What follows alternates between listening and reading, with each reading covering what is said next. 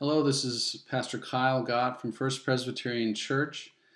You know, when I was in my early 20s, I finally picked up the guitar. A few years later, I started writing songs, and only then did I start to develop this call to preach.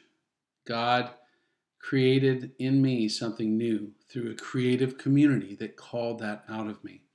That's what we're going to try to have in this workshop called Created to Create. Genesis 2 says that out of the ground the Lord formed the beasts of the field, but then he brought them in front of Adam to see what he would call them.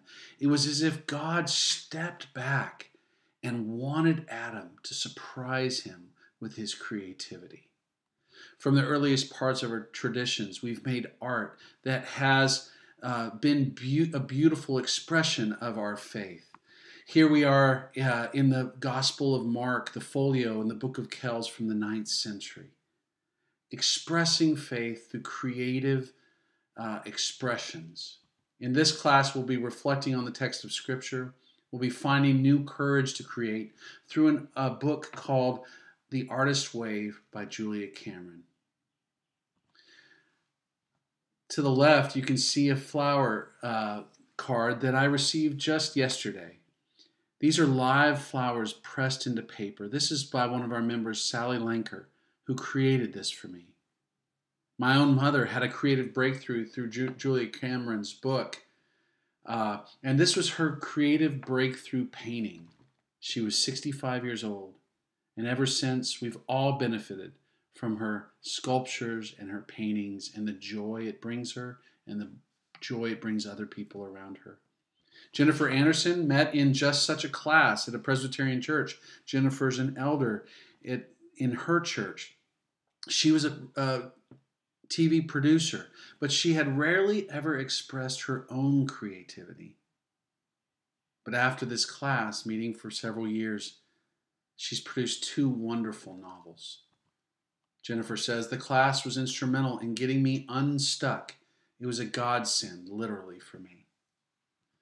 Reverend Greg Seckman was approached by his church, Eastminster Presbyterian Church, on his retirement. They wanted to give him a gift, and they asked him what he wanted.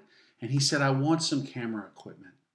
And this is what Reverend Seckman is doing in his retirement. Just beautiful. Neville Riker was a wonderful guitarist and songwriter, but he lost his son Jacob at 16 years old. And instead of going dark, he began to create.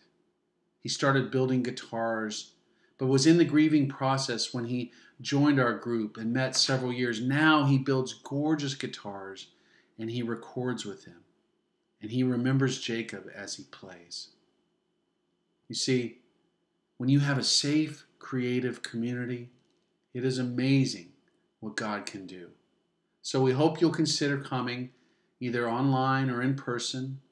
It's a brown bag lunch on Wednesdays, starts May 19th and runs through June 23rd. In the new FPC Coffee House, we can take up to 20 people in 2 different spots in the church. But if you'd like to join by Zoom, we will be emailing out a Zoom or call the office. Grace and peace to you.